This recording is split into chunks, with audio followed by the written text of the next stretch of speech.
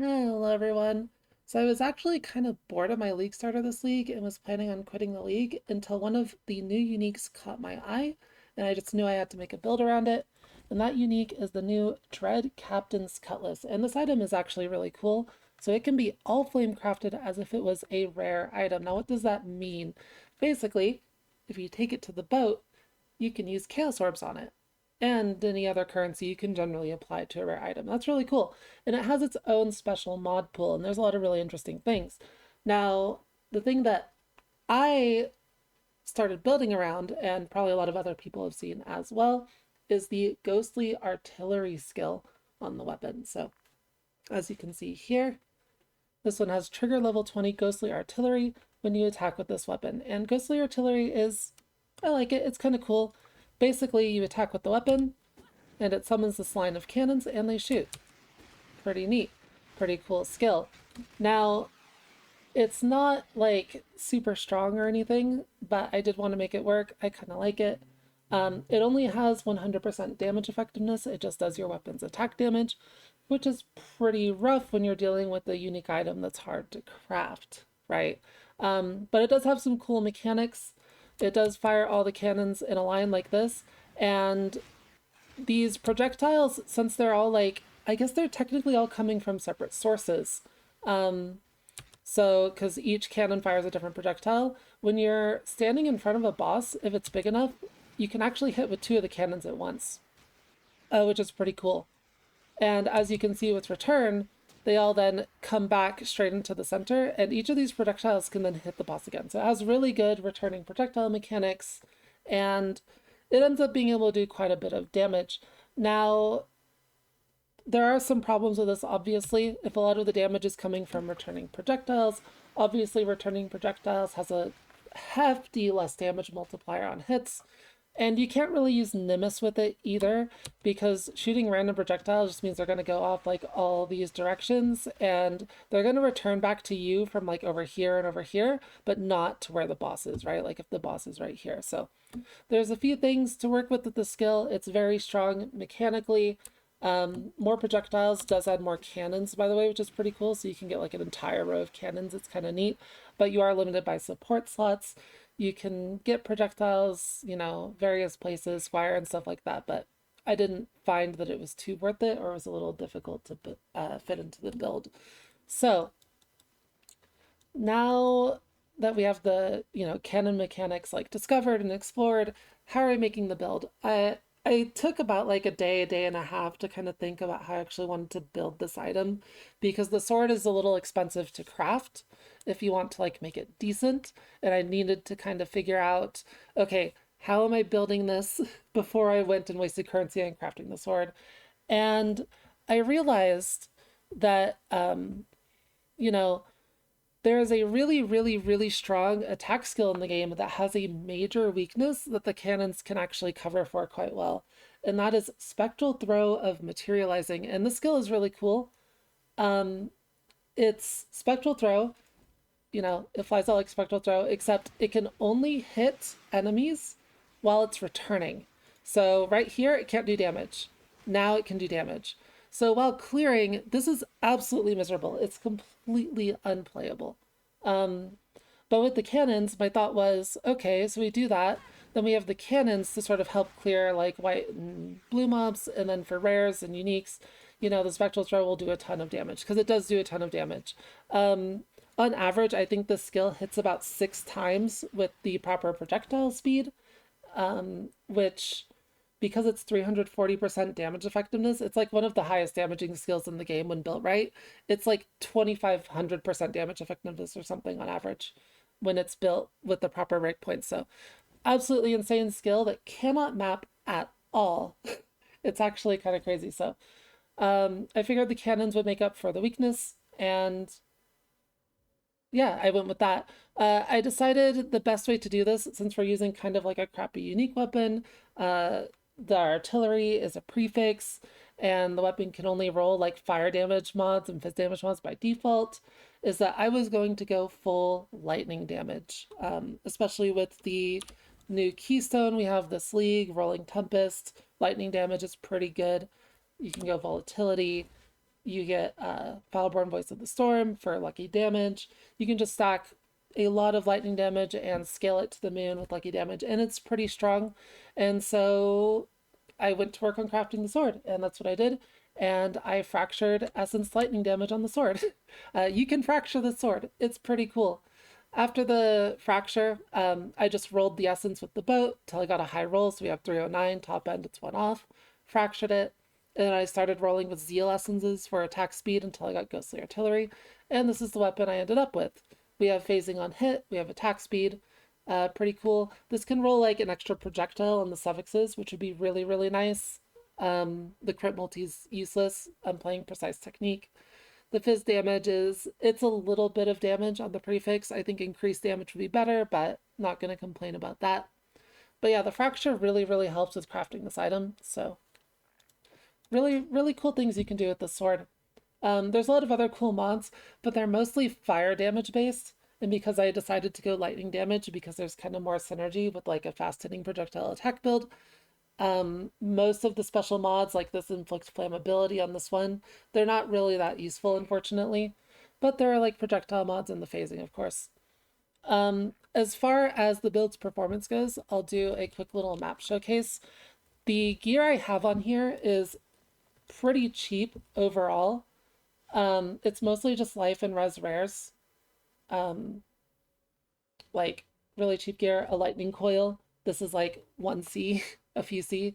The weapon is the most expensive thing because you have to fracture it. It takes a lot of sulfur, but it's pretty easy to farm up.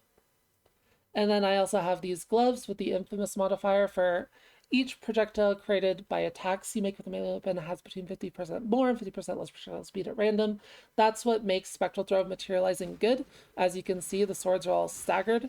And if you don't know how Spectral Throw works, basically, it can hit once every like 0.225 seconds or something. So if you were to take these off, they would all be, lined up. And when they come back to the enemy, they're only hitting like once on the return. But when they're staggered, every 0.2 seconds, a different sword hits. So they kind of hit in sequence. And you end up hitting with the right projectile speed on average like 6 times. So very, very cool tech there. These gloves are really strong. I bought these for 1 div. Other than the sword, it's the most expensive item on the build. Other than maybe my tinctures, but I self-crafted these. And yeah, you don't need the suppression. You can get it on tree. And mercenaries generally drop well-rolled items. It's an infamous mod, so these aren't too hard to find with good rolls, I would say. Other than that, it's all pretty cheap gear. And let's just go get into a map, and I'll just like showcase the clear a little bit, talk about the build a little bit more. The clear is nothing amazing. If I'm being honest, the mechanics of the build just kind of make it so it's never going to be like super good, right? It is a projectile build, but everything's kind of delayed, I guess you could say. Like the cannons, they're not as delayed as Spectral Throw, but they're still a bit delayed, right? I am playing a Warden. I decided to play a Warden because I've never played one before, and I thought it synergized with the build like pretty well. Because of the shock node specifically, you'll be able to see on some of the enemies that I like ramp up shock very fast. If I can find the boss real quick. Or, yeah, these. We have like 50 stacks of shock. They ramp up pretty quickly. I don't even have cap shock chance, so if I had cap shock chance, it would be hitting 100 like instantly. Currently it does not, just because I don't have it, but it's fine, you know? Yeah, it is a Warden. It's not like made of paper. I've been doing like Alkengo T16s, more or less, with like Betrayal and stuff, not really dying. But the defense, it's not like tanky, right? It's not made of paper, but it's not tanky. You get to use Val Smite, pretty cool button. You know, like you can face tank these cursed treasures, more or less, for the most part. It's not really a problem. For the budget, I'd say it performs adequately. And yeah, you can see the shocks ramping up on this boss. We hit 100 before it dies, because we have so many hits per second, right?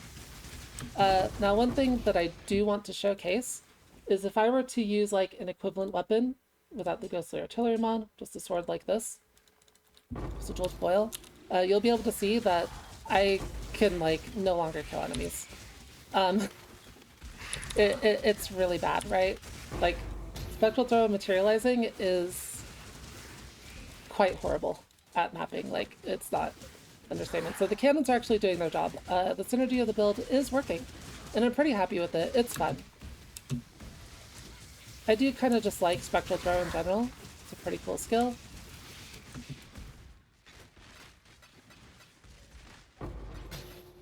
So yeah, I would say, you know, build's working, build to success. Not much else to say about it, I suppose. Get this mark real quick and then... But it's not going to be the fastest mapping build in the world.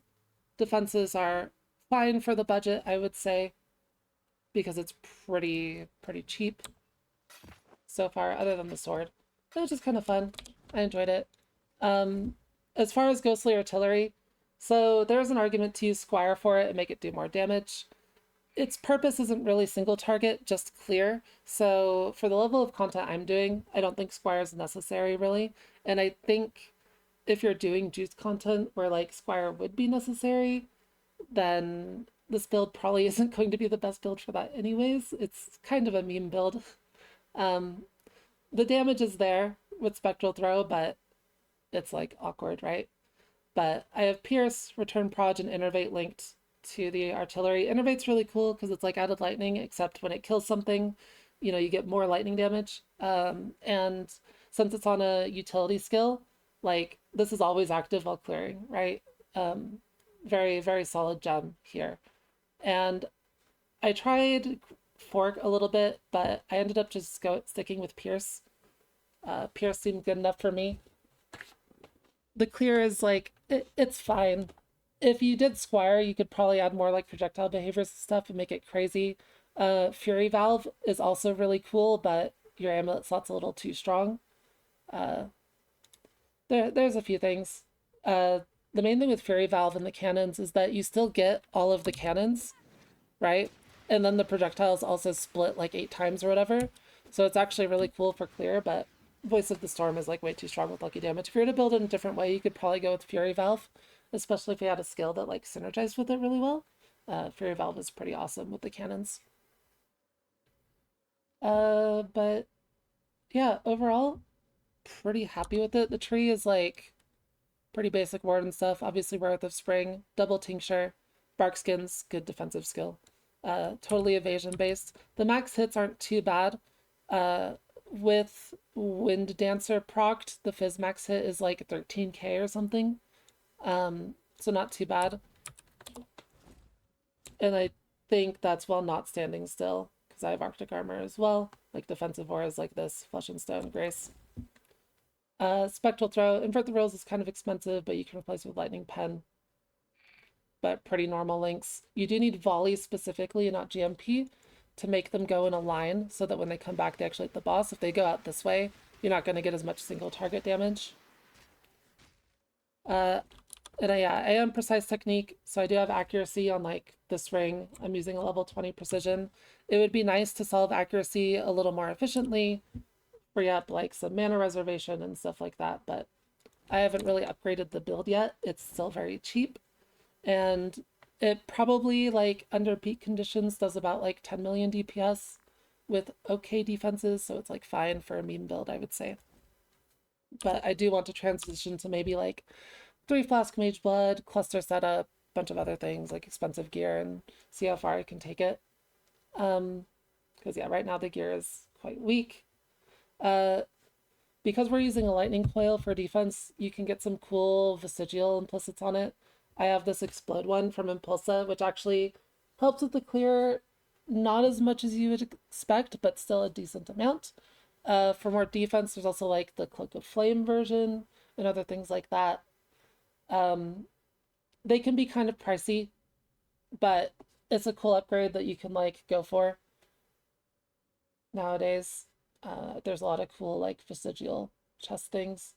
As well, a vitality life gain on hit. Watcher's Eye is crazy with this build. I wasn't using it for the showcase, but because it's kind of expensive, but it is very good for recovery because you do hit a lot per second with all the projectiles and all the returning projectiles. Like each attack hits like 12 times eventually, right? You get a lot of hits through it. So lots of cool upgrades. I will probably do another video on this build once I make more upgrades. It's not gonna like probably reach, you know, some like insane like juice build heights, but it's fun. I enjoy it. And there's one more thing. Oh yeah. So the build's damage, it's kind of gimmicky, right? Because you're using spectral throw and materializing, which means every attack, all of your damage is delayed by like seconds, right? So for bossing, it can either be absolutely crazy or really, really, really bad. I did Maven and it was miserable because she blinks around so much. Um, so you don't really have any option. Like, you don't have much time to sit there and just like spam. And you do kind of need to be able to face tanks, so defense is important. Um, but like, if you can just sit there and hold right click on an enemy, they will start dying really fast. Like, your shock will ramp to 100, you know, your swords will start coming in, hitting over and over again. Your cannon projectiles will also add a good amount of damage. Like, you're chilling. But if they blink around, your shock's not ramped, your projectiles are whiffing, like, you know, all sorts of things. So if you can't just sit there and whack on the enemy, your DPS goes down by a lot.